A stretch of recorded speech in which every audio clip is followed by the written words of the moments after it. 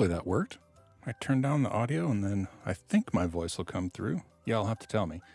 I'll switch it to the live stream here in 6 seconds. Hope everybody is doing well. It feels like it's been 2 weeks. Because it's been 2 weeks. Hello. I still have that thing running on the top and it is not up to date. Let me stop that. It's not up to date, so I don't want to there are new Patreon supporters, and so I don't want anybody to be left out.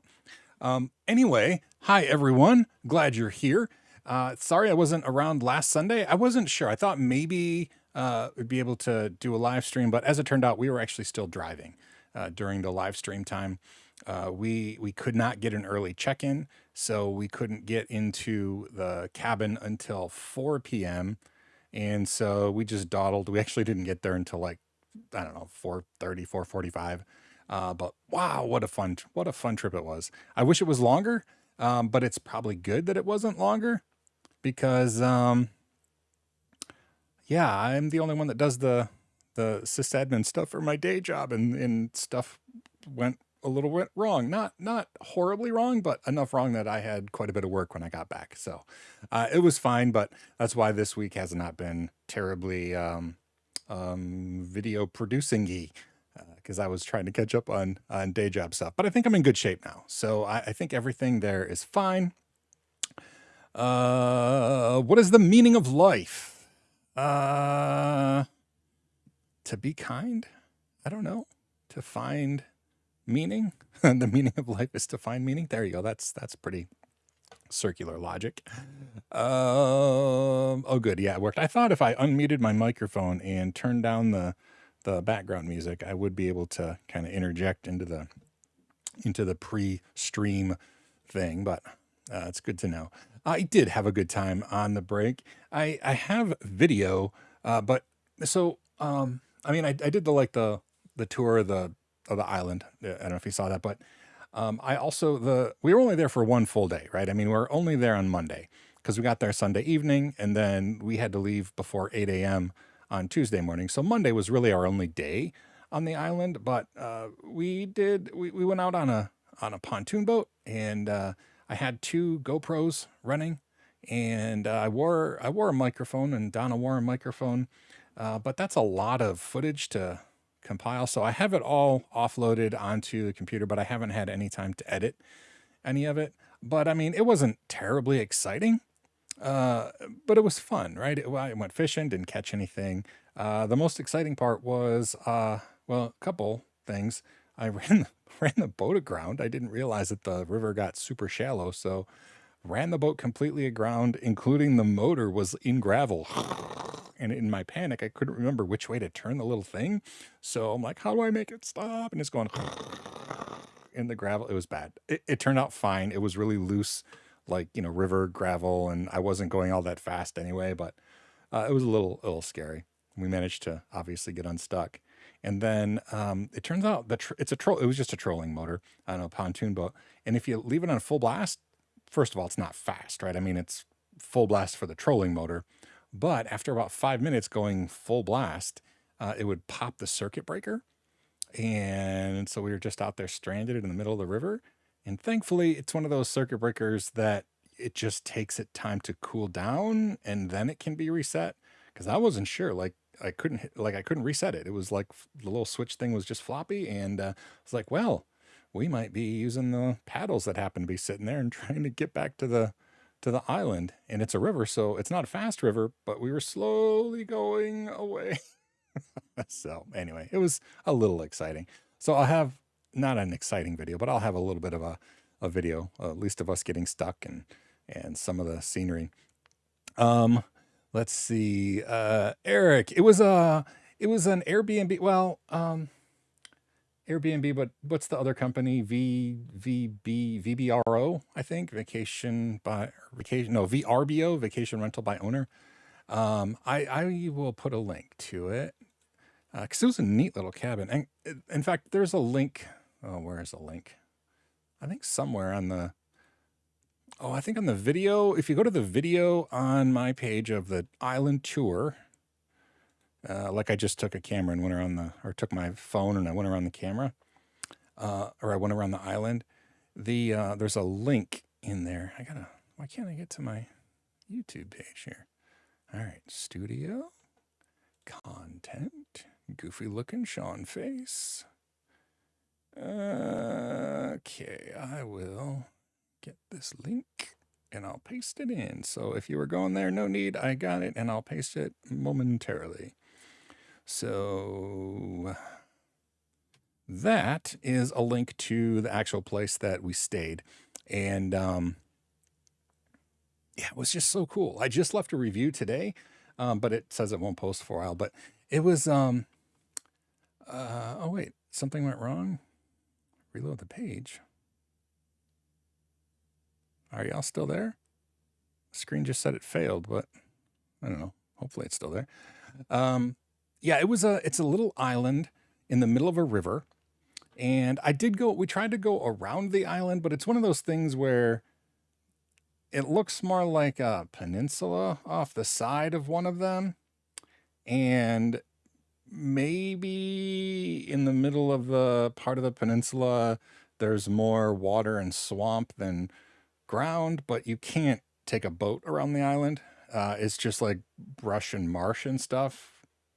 If you look down on a map, like if that has a link to it, it looks more like a peninsula than an island, but I think it's officially an island. I think there is water there. There's just stuff growing up. Anyway, you can't take a boat around the island. We tried, but it's remote. But hold on, I'm gonna sneeze. Oh, pardon me. It's remote, like there's no cell phone coverage or barely any cell phone coverage. And you had to take a boat to get to it and you had to haul your stuff up. But it was remote and rustic. The cabin was built in the 1800s, a log cabin. You can still see the original logs, but also it's been updated enough that, there was like a portable air conditioner inside. It's a full kitchen with electricity, running water, sink, toilet, shower. There was satellite Wi-Fi. There was a flat screen TV. So there was enough things that I didn't feel like we were roughing it, but at the same time, it was a very private location. Even if it wasn't an island, it's really out there in the middle of nowhere. You can see some houses if you go up and down the river, but not many. It's not like a vacation spot where there's like tourists or anything like that. So it was really, really cool. I enjoyed it so much. I can't recommend the place enough. We definitely want to go back. We definitely want to go back because it was a lot of fun. And it says it only sleeps 4, but I think if it's a family, you could easily get 6 in there because there's 3 bedrooms. Each bedroom has a full-size bed. And since it's small, it'd be crowded if it was multiple families. But I think if you have like one family, even if they're adults, I think it'd be fine. So anyway, always enjoyed your Linux journal content, Sean. Oh, thank you, Robbie. I appreciate that. Yeah, I've been doing this now, when I no longer worked at CBT Nuggets, I started making videos on YouTube. But it's not my full-time job yet. I still hope that it's going to be my full-time job one of these days. But yeah, I missed teaching and creating more than anything. So anyway, Scott, I appreciate that. Yeah, that was quite a sneeze. So my sneezes tend to be violent sneezes, so much so that I have to try to warn my family before I sneeze or it scares people. It's a weird superpower to have, like super loud sneezes, but I take what I can get. So now that I have had my vacation, my 1 day of vacation since 2019, what is on the future forecast? Well, this week has just been catch up. I had forgotten that when you go on vacation and you're the only person that does the work just piles up. It doesn't just keep itself going. So that stinks. But yeah. So let me answer questions. I appreciate questions because I don't have anything planned. I just planned to get through the week and I did. I want to try many Linux distros. That sounds like fun. I am new to running a hypervisor, Proxmox. I really like Proxmox, and I want to use Spice or something similar to access different containers or VMs. Do you have experience? So, yes. I mean, then so I don't use Proxmox when I do training stuff. I mean, I have Proxmox, but I don't use it when I make the training stuff. I just use like VirtualBox on whatever computer I'm on. Um, just and then it just has like the window you can drag around and maximize and stuff. But for servers and out at my little mini data center at my farm, I have a Proxmox. What is it? Not just highly available. I forget what it's called. Like highly converged or whatever it is. It's running Ceph FS along with clustering stuff. So, you can have hard drives fail and servers fail and it all just migrates automatically. But as far as using the a remote control for those, it has Spice built in. And I haven't used like a Spice, like a separate Spice client, but if you just go like to the Proxmox web page, I mean, you can actually get here. Why don't we do it? We can do it, right? Let's do it. Let's do it. I don't think you're going to see anything that I have to. What happened? I don't think there's going to be anything I have to worry about exposing. I'll look before I share my screen. Not that I don't trust any of y'all, but I mean, this is going to be live. What if somebody searches for something? I don't see any. I don't see anything that's exposing anything really. Does it show? Doesn't even show IP addresses. All right, I think we're good. All right, let me switch over. Hold on. Let's hide this. Over here. Yes. Oh no, I can't show my face. Oh, my Wacom or my Logitech camera is dead. Well, that's unfortunate. All right, so you don't get my face, so maybe it's a blessing for you. But this is Proxmox, and this is my nerd cluster that I have going here. The nice thing is, so it doesn't automatically load balance or anything, but you can migrate things, and if one of the servers dies, then it will automatically migrate all the stuff over if you have high availability set up. But I mean, let's say we wanted to look at this LAMP server, which is literally just, I use it for testing LAMP stack applications. If we do the console, I think even uses Spice, doesn't it? Is this Spice? Maybe not. Console Spice. I don't know what it's. Oh yeah, okay. So it creates a Spice file, I guess. So if you have a Spice client, which apparently I don't have and I've never had, you can control it directly using a Spice client on this. I think it uses n0rmAL. Yeah, that's the web-based one it uses, is n0rmAL.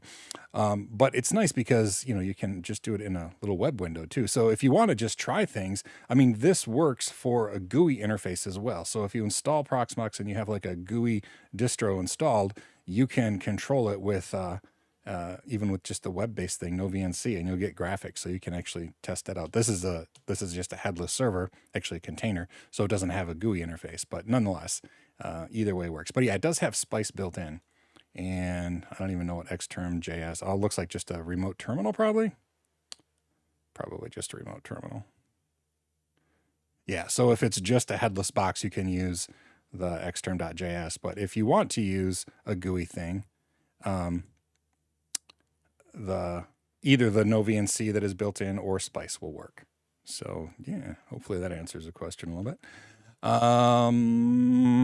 Man, I'm bummed that my Logitech quit working. Couldn't stare at my own face while we were talking. Nonetheless, if I was going to get a cert in the cloud platform, would you head over to Azure or AWS? Wow, that's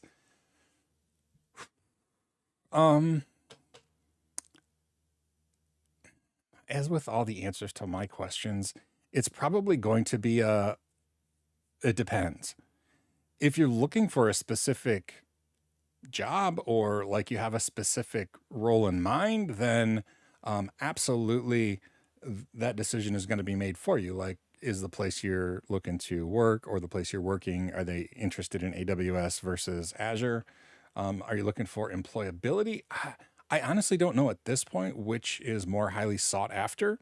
I mean, AWS is clearly more widely used, but also there's going to be a lot more AWS cert holders out there. So I don't know. I don't know the answer, which is more highly in demand. If it was just a matter of which I would want to do, I don't know. I've done some on AWS, and it's obviously very complex, and I don't love the complexity. I might do Azure just because I wanted to play with Azure, which is not. I mean, maybe it's a good reason. Maybe it's not. But I feel like AWS is definitely a more tried and true platform. I mean, I have personal friends who are AWS trainers even. So anyway, Caesar, hello from my office to Twitch. Scott's on Twitch with you there too. I still haven't done anything with Twitch, but y'all know that because nothing's changed there. Did that answer the question about Azure or AWS? Because I don't have a good answer. It would depend on what I was wanting to do with that information. And if I was just doing it to have fun, I know less about Azure, so I would want to play with it just because. So I guess that's that. Upcoming stuff. There was something what's happening soon. I feel like something's happening soon. I mean, my daughter's wedding is coming right up, but we're just about done with the security section, and then the Linux Plus stuff gets fun. Twitch is better for the viewer on chat. Okay, that's good to know. I haven't used Twitch a whole lot. Yeah, Mason, I guess it's more of a personal preference, but if there's a rationale, I would do research to find out like which is more in demand. If it's that kind of a reason that you want to do it, see which is more in demand or which you might be able to get a position using. If it's just for funsies, then it's absolutely just personal preference. What was I saying? I was talking about something coming up. I mean, we're just about done with the security stuff, and then troubleshooting is going to be a lot more fun video wise. I'm thinking about adding I think I talked about this 2 weeks ago too. I'm going to start intermixing other videos just because I don't want to be just a cert channel. This is going to sound silly, and everybody here, I mean, y'all are nerds, and I mean that as a compliment. But stuff like I want to explain how Wi-Fi works. I want to have people be able to troubleshoot some simple network troubleshooting. Like my daughter, manager at a local clothing store, called me because their internet was down at work, and she's like, "What do I do?" And I talked her through like some things to look at, but she was a little overwhelmed because their server room is kind of messy. And I said, "Yeah, I can stop by and look at it." But the boss said, "No, we're gonna call our IT person." And their IT person said, "Well, I'm gonna have to do it because I have the IP addresses." I mean, okay, maybe this store happens to have, static IP addresses on their WAN. Why they wouldn't be clearly written there for the business to own without being, controlled by their IT, their hired IT consultant person. That's a little hinky, but also I think it was just more jargon, and I don't like it when IT people use jargon and fear to hold on to customers, but that's just me. So anyway, I want to make some videos so I could point people to like, this is what a router is. This is what a modem is. This is what the difference is. This is what, when you say router, you probably mean a router and wireless access point built in, because that's what most off the shelf, routers are now, but a router does something different than an access point. I just want to have all those things explained in just some simple playlists for people who aren't super nerdy, but I don't want people to get taken advantage of. So anyway, yeah, it did sound like an excuse. Exactly. Like you have the IP. I mean, yeah. I mean, yeah, if they had a static IP address and we didn't know what what they were, and subnet masks and stuff. You couldn't like set up a brand new router, but you could have somebody unplug it and plug it back in, which is going to fix it 95% of the time. Um, don't say, "Oh, I need to make a service call." Have in fact, if it were me, I would have some basic troubleshooting things at every business that I was, consulting for, to say, "Hey, if your internet goes down, try this. Look for this. Is this light flashing? Is it not flashing? Unplug it, plug it back in. Is it flashing now? If not, then call and, we can work stuff out." But that's not how IT companies usually work. So anyway, let me go up. I did not. Let's see. Phil Am Gabe. I want to have an awesome server gaming computer with the ability to spice from different zero client devices. How? So I'm curious if Spice is one efficient enough for gaming. I don't know that. I've never used Spice in practice. Um, Maybe it is. I mean, there are some remote things that are very very good at that sort of a thing. Redirecting GPU to uh, individual VMs, especially if the different VMs are going to be sharing it, that's a challenge. Um, Possible. You can redirect devices with Proxmox. I don't think you can share a GPU between VMs. I could be wrong there, but I don't think you can. I think you can only redirect a device. I don't think you can have multiple VMs directed to a local device like the GPU. The only experience that I've had is once, and I don't even remember if it was Proxmox, if I'm being completely honest, but I redirected a graphics card to a virtual machine that was running Plex because I wanted to do hardware encoding and decoding on Plex. So that was the only time I've done that, but I don't think you can do it to multiple. So that might be an issue. And then as far as like a zero, like the uh, like a thin client, is that what you meant by a zero client? Like, or a zero client might be a term I'm just not familiar with, but like I've done like thin clients before. You can often use the local graphics cards on the local computer if all the rendering is done, on a local copy of X Windows. That actually would work decently. And in fact, we had a back many years ago. Actually, it was probably about 2008, so it really was a long time ago. I set up a thin client lab, and each thin client had, I think it was an Intel chipset that was compatible with the Linux kernel, and it was, accelerated graphics ability, and they actually ran CAD software on it. It wasn't super amazing, but it worked, and it could use the local graphics card on the thin client. That was using LTSP, Linux Terminal Server Project, which I think is still running. Stefan was the guy who Ubuntu hired, and he was in charge of it. Now he's doing a lot with LXD containers. But anyway, yeah, sorry, went down memory lane there. But I mean, I know that there are remote protocols that do well, because that's how, wasn't the like the Steam Deck? Can't you do like remote stuff with a Steam Deck? You can actually play remote like remote things with Xbox now. I think you can like play on your computer from an Xbox or something. I'm not a gamer. That's partially why I'm struggling here. I'm just not a gamer. Um, but yeah, that I think that's definitely possible. I don't know if the spice information changes on the VMs. Like when you download that file that it tried to download for me. I don't know if it's if it's a thing that will always point to the correct server. Maybe it will.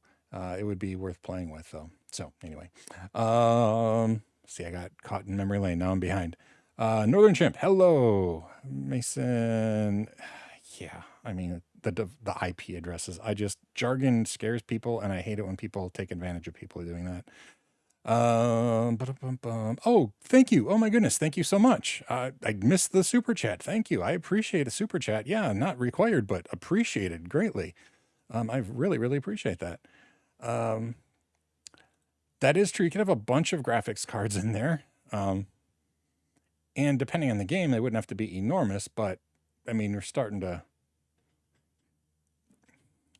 also, I only know this because I worked, well, I still do, worked in the crypto field for a long time.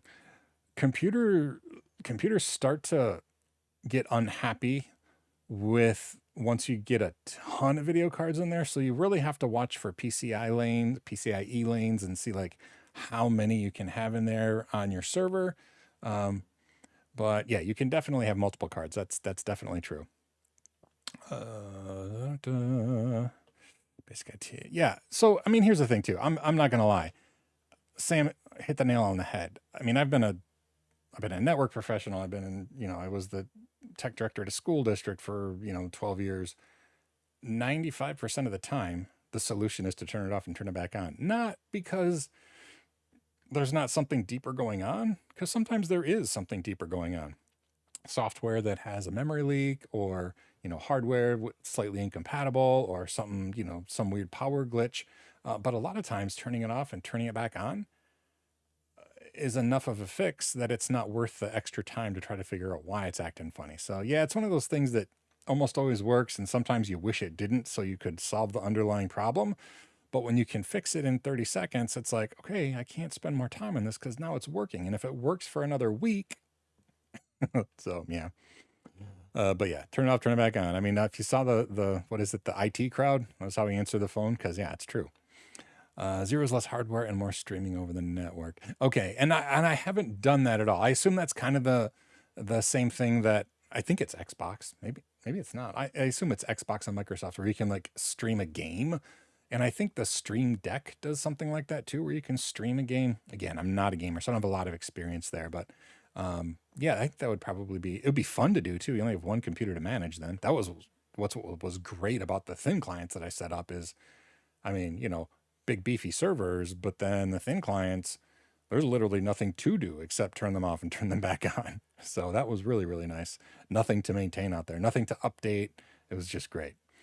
You can stream your gaming PC to a lower spec PC over your network. Okay, cool. Yeah, so there must be, and maybe Spice is efficient enough, or real time enough to make that feasible. Um, but yeah, I'm not a gamer, so I don't have any real insight. Years ago, Linus Tech Tips did 8 or 9 people gaming in the same time from the same PC.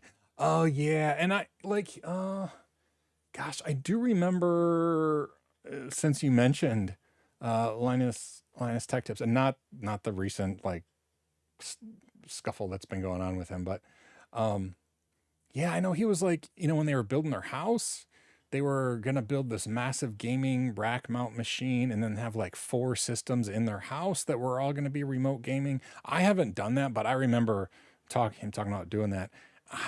I I wonder, because yeah, he also wanted to be able to like switch, like go from his office and then down to the like room with all the Govee lights that they put up and stuff, and like take over his gaming session. Yeah, I've never done that. And it looked more complicated than it would be just to have multiple gaming computers, but that's just me. So I don't know. But I mean, sometimes it's fun to set things up just because it's fun to set things up. So even if it wasn't as practical as having multiple gaming computers, I get why he wanted to do it, because it's kind of fun. Same thing with like, and I know he's getting a lot of bad press recently, but a lot of the silly things that he does are things that I could see myself doing, like the whole cooling down his server rack using his swimming pool and the pumping the water. I mean, that's just, is it practical? No. Uh, could he have gotten an air conditioning unit inside and probably saved himself money? Yeah. But was it a cool idea? Yeah, absolutely, it was a cool idea. So, no pun intended, cool idea. So anyway, yeah, I like doing fun stuff like that. And so, yeah, in fact, Phil M. Gabe, if you, next time you're back, if you get it working, let us know. Cause that would be fun just to try out, and just to play with. I mean, I have some hardware that, I mean, I have an NVIDIA 3090 and an NVIDIA 3080, and I'm not putting them to good use. But it would be fun to set up a multi-gaming setup. I don't even have kids in the house anymore that would play it. But anyway, yeah. So let me know how that goes.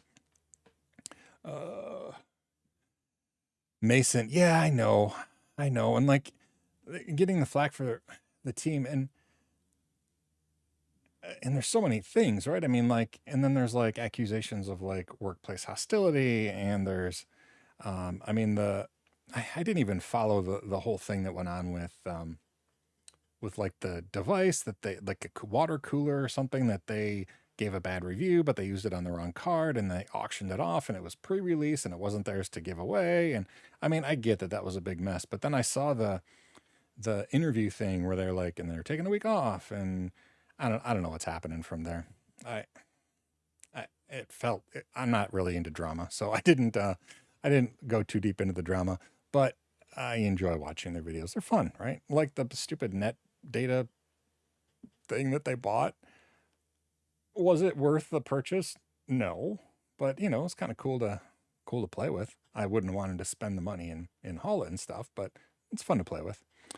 I'm on a Kubernetes cluster with the 5 tablets and 3 old phones that I have. Uh, I have a confession to make? I have never really played with Kubernetes. I run tons and tons of things using Docker, but I've actually not ever really set up a Kubernetes cluster at all. And I mean, not because I'm like, oh, it's too complicated for me. I just never really had a need for it. And so if I'm not solving a problem, it's hard for me to learn new technology just to learn it. And I know it's not new, but I'm just, I just have never really gotten around to using Kubernetes at all. So I don't have much information about Kubernetes, but it does sound fun, a fun way to use older computers. Yeah. Lewis Rawson definitely posted recently how he cooled his stuff. See, I believe it. And projects like that are just fun, right? I mean, it's just, yeah, it's just kind of fun. I, I, I, I have considered doing the opposite of that. I live in northern Michigan. You know, we have pretty nasty winters. I wanted to build some solar heating, not not electrical, not photovoltaic, but just like those hot boxes. Hot box means something different. Those those sealed boxes with like a window pane and like black on the inside, and either cans or like pipes or even just air flowing through to heat up some rooms. I thought that would be a fun project. It's not necessarily that nerdy, but I would have to nerdy it up because it would be Home Assistant that would be controlling the, you know, you'd have to have fans to blow the air in, and, you know, a temperature sensor. So when it's really hot in there and it's cold in the house, you can turn on the fan to circulate the air and then stop it once it gets, you know, or et cetera, et cetera. I don't know. I'm running out of sun, or I'm running out of summer, so I probably won't do it this year, but I thought that would be a fun way to heat at least a room in my house, right? I could heat my office with solar heat. I have a south facing open wall right there. I could literally outside my window put a big, you know, recycled window pane and some piping in, probably even through the window, so I wouldn't have to cut a hole in the house. That'd just be fun. I don't know. I do worry about zoning. I don't know if I would get in trouble for doing something like that. Uh, the zoning commission would be like, "You've improved your house." I'm like, it's like spray painted pop cans. I don't know if that counts as an improvement. Da, da, da, da.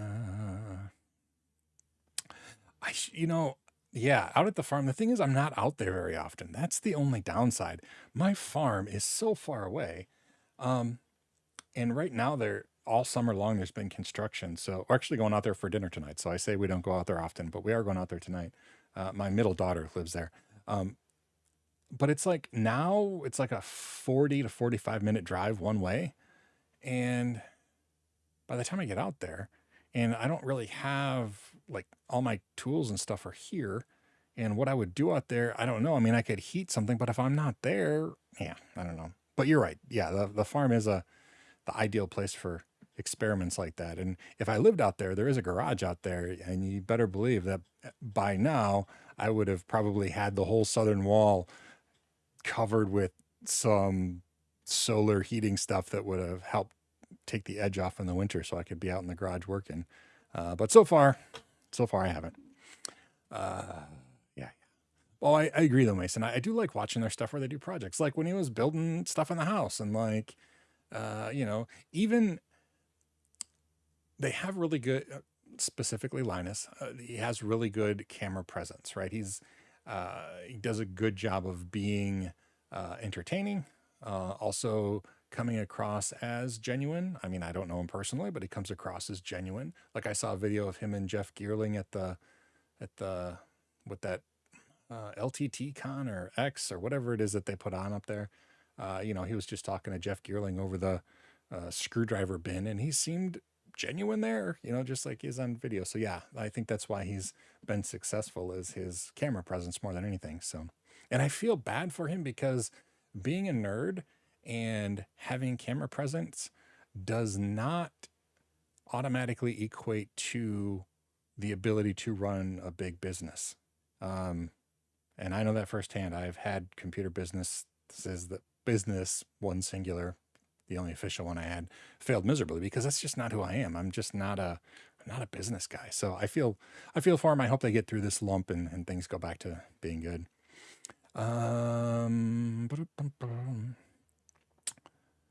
Let's see. You have your data out there to control it with Home Assistant. Yeah, and I could definitely control stuff out there without a problem. I mean, I have a VPN that's directly connected to my farm all the time from my whole townhouse. I have a wired guard set up with a static setup, 24/7. I can ping any server. In fact, the Proxmox machines that I just showed you, that was going over the VPN. Uh, it's just a direct connection over the VPN from my townhouse to the farm through the router. So yeah, I could absolutely do stuff out there. I just I'm just not living out there. So I don't know. I don't know. I played with Uptime Kuma. Are you asking if I have? Um, yeah, I have in fact, I'm almost 100% sure there's an Uptime Kuma video on my YouTube channel. I love Uptime Kuma. I use it constantly. I use it for my day job, and I also use it for my own personal servers. And I integrate it with Pushover, which I know there's another video on my YouTube channel about that as well. The Pushover program is, I think I had to pay a one-time $5 fee or something, which is extremely reasonable. And now Pushover runs on my phone, and I get unlimited push notifications that I can trigger with like a bash script. I can trigger with all sorts of stuff. Uptime Kuma integrates directly with Pushover, so I get Uptime Kuma notifications pushed directly to my phone using Pushover. It's just, yeah, I love Uptime Kuma. It's great. I was using Uptime Robot for a long time, which I know is what it's based on. And then I ran into limitations. Like I was, oh, am I frozen? Am I frozen for everybody? Uh-oh. Testing. I guess I could open up another browser. Oh, good for you. Okay. I wonder if it's, is it just Twitch? Let me know if I'm back. Oh, it's working here? All right. Scott, let me know if you can't hear me. Oh, maybe it locked up on Twitch. Anybody on Twitch? Can you see me? Oh no, you're Dig Dug Pumping LLC. You're on Twitch, so no, it looks good. Okay, I'm gonna assume that Scott went offline, unfortunately. Unless maybe he was recommending a movie. Maybe Scott was recommending Frozen. Great movie. But yeah, Uptime Kuma, is that what you're talking about? I got lost. And then Pushover is just great. I can't recommend those two those two as a combo. I had replaced Uptime Robot. That's what I was talking about. And yeah, it's just great. Yeah, Pushover. So seriously, if you're not using pushover.net, I recommend that even more than Uptime Kuma, because I have it integrated with, I just wrote a little bash script that it just does like a curl like web thing to their webhook and instantly sends a message to my phone. Again, a push notification. You just have to have the app installed. It's so good. I use it all the time. It even, if you're an Apple user, integrates with the watch. So like I get depending on the urgency, you can also set urgency levels for the notifications. And so, like, if I have a server that's unresponsive, I set that as an urgent message and it'll ping right up on my watch. And you can even, the highest level, it will make your phone make a noise even if it's in silent mode, which is a little bit unsettling in some situations. You know, I've been at church and had it go like ding. So I don't do that except for the most important notifications that rarely ever happen.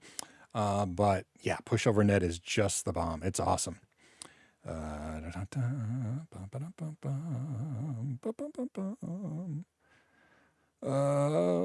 on, we got a message here. Sean, just thought it'd be great to do like Mox Linux admin videos where you show your screen, pretend like you're a Linux admin. Actually happened in a job like that. Yeah.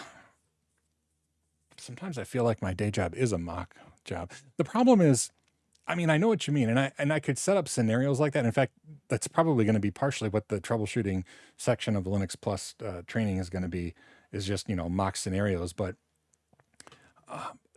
in real life, it tends to be so boring. I mean, not boring, but boring to watch. Like, for example, when I came back from my vacation, what was going on there? So the servers I manage are in clusters of, they're in different data centers around the Western US, and each one is in a cluster of 3 rack mount servers and 3 giant NAS devices, all in over 10 gigabit.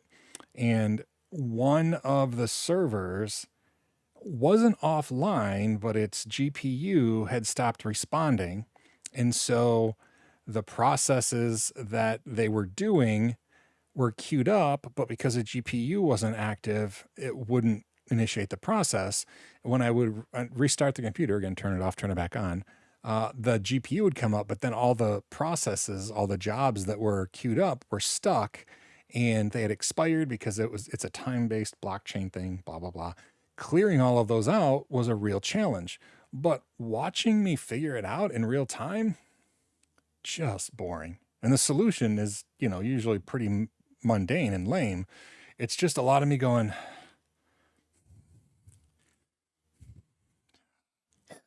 and, you know, that gets boring after a little while. But yeah, I do need to come up with more scenarios. And along with this, I wish that I had a way to provide pre-set up situations in a VM, like a web-based something. So when I worked at CBT Nuggets, they have this really awesome lab environment where you basically set up a lab, like it's a full VM thing, but the interface is all in the web. But you can set up a state, and then all the users, the learners, have access to that exact VM in that exact state. No matter how many learners there are, everybody can get a copy of that exact system in that exact state, and then go along with, you know, what I was training and stuff. It was just the coolest thing ever.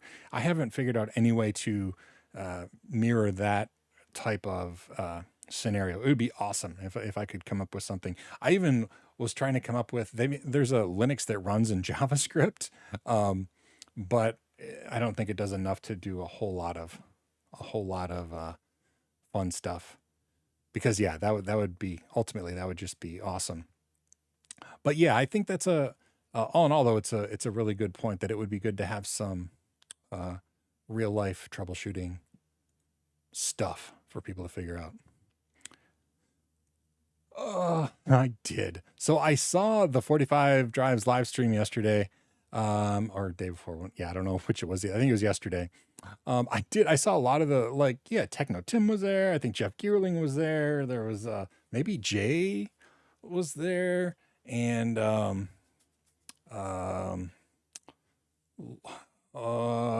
Lawrence was sort of there. He was he was in the video thing of it. So yeah, I saw that and I was like, oh, all those people are the same kind of nerdy I am. So I thought that was interesting. I'm not a big enough channel yet to be invited to such events on a boat.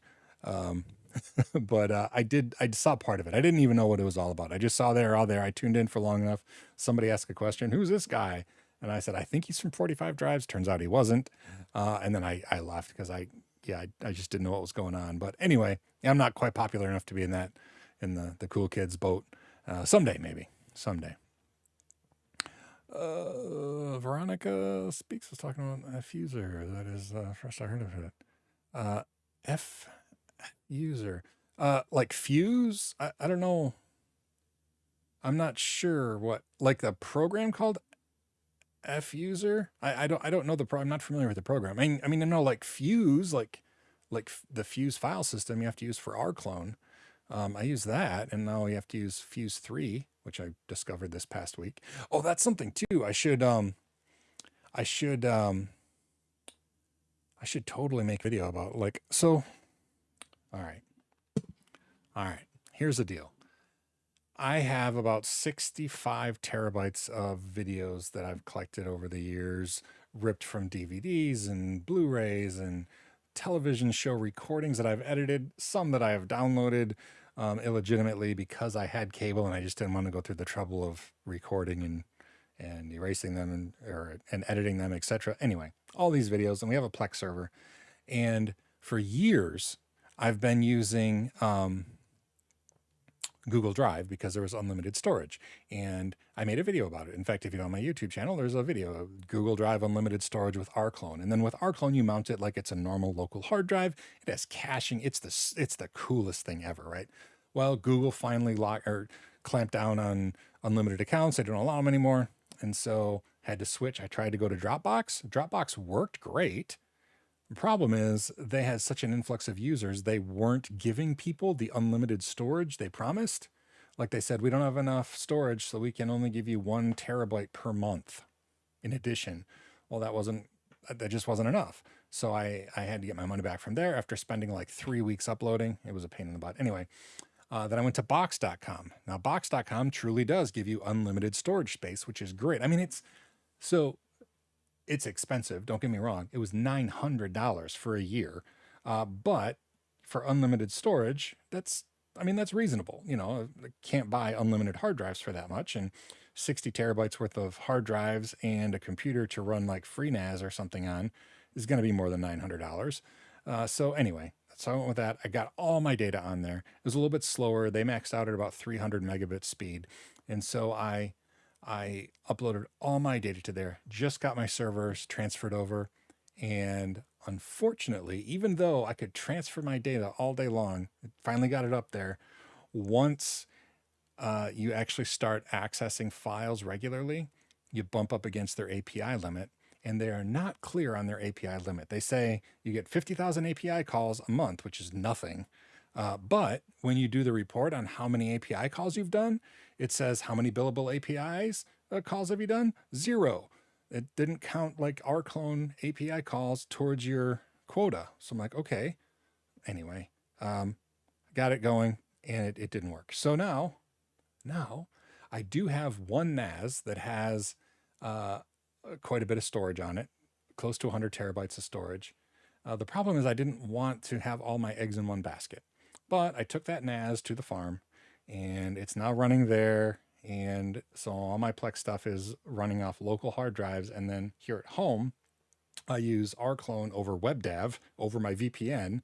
And we have a local Plex server, and that's how it sees it. Anyway, this could all make for a really good video, I think. So maybe I'll do that as well, because it's been just troubleshooting, trying to figure out a way to have a massive amount of data. The problem is there's not a great cloud storage thing. I paid $900 for my box account, and this year I'm just using it for backups because I can't use it in real time. It really bums me out. So anyway, would I ever look into? Oh yes. Wait, assessments like the weekend assignments? Is that what we're talking about, Mason? I know I'm behind here. Sorry, I was yammering on. Yeah, I do. I really want to do that. That would be awesome. The F user is a command. I guess I just don't know about F user. I'm sorry. I will have to look into it because I don't know what it does at all. F user. Yeah, I don't know. I've F'd my users over a few times, but no, I'm not familiar with F user, the program. Let's see. Yes, Northern Chimp. You're right. As I'm trying to figure something out, my funny faces. Although I suspect in real life my funny faces are not all that funny. They're probably just. And this is fast forward speed. I got a bunch of mechanical drive. Yeah. Assignments. Yeah. Okay. Yes, Mason. I absolutely would. Yeah. I got to get caught up on life. I guess. I don't know. F user shows which processes use the file name, sockets, or file systems. Okay. Yeah. Did we? What else? SS does that a little bit too, right? I think you can also look stuff up with SS by open files and stuff. Anyway, I haven't used it, Dwayne, or whoever asked originally. I think Scott asked. I haven't used it, no, but just haven't had a need to. It's probably one of those commands that, like, oh, once you need to figure out that information, that's the command you use, and Googling would find that for me. But I don't use it regularly. So yeah. My goals for the upcoming week are the same. My wife's schedule is changing. If you remember, the reason that I do these live streams on Sunday is because originally when my wife got her job, she was going to be working every Sunday, and I wouldn't have like time away from her on Sunday since she was going to be working. And then they switched her schedule, and so she didn't work Sundays anymore. But I already like set it up to do it on Sunday, so I stuck with it. Well, it's good we stuck with it because her schedule is getting changed in September, and it's going to be pretty permanently where she works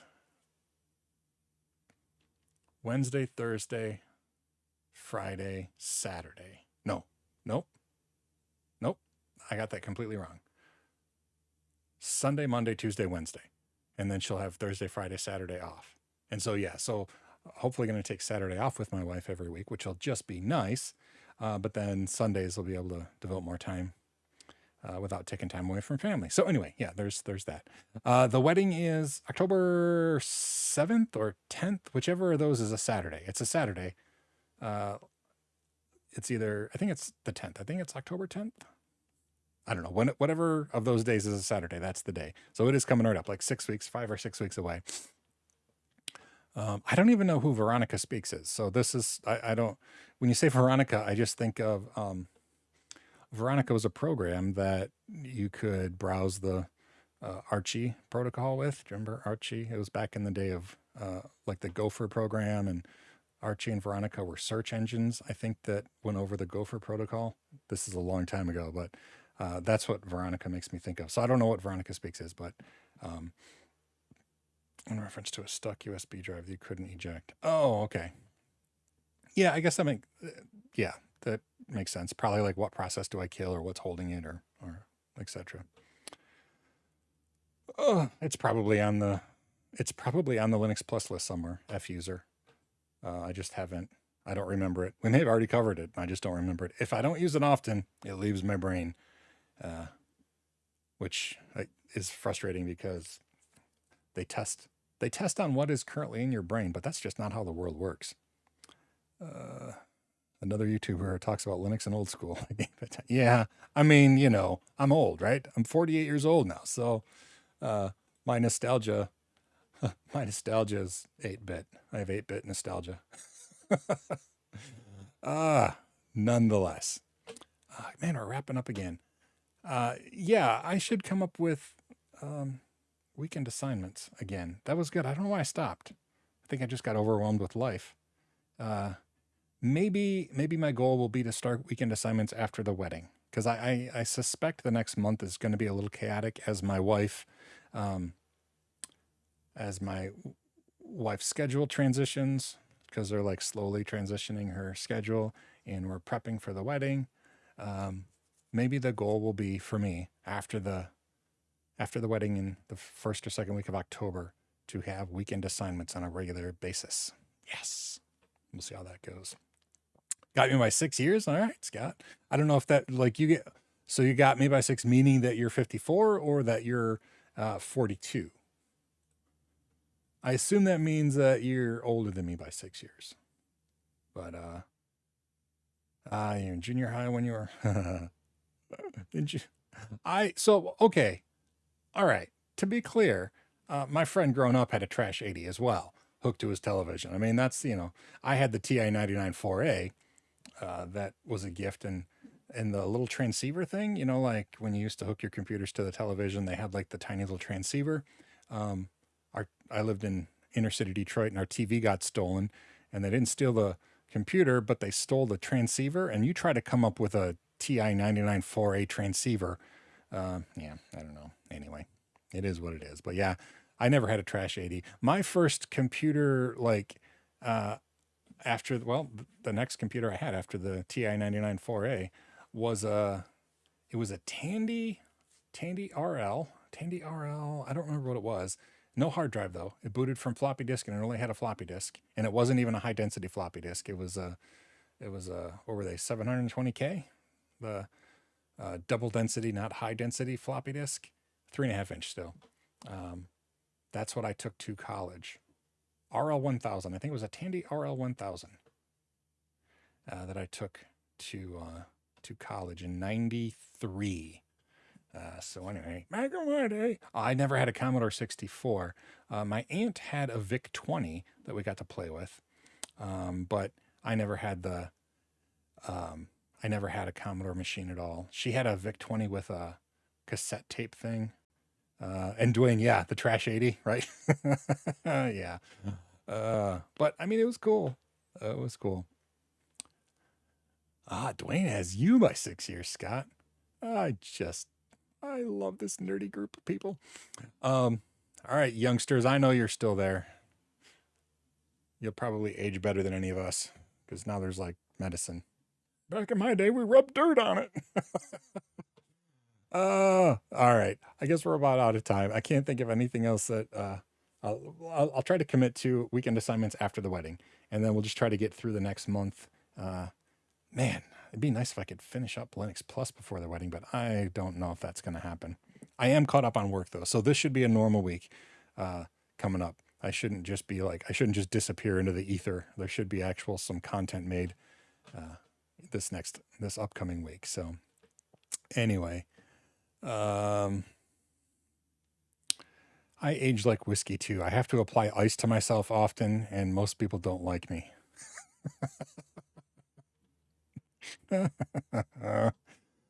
Oh, wow. Yeah. Dwayne, man, that's some nerdy stuff you had there.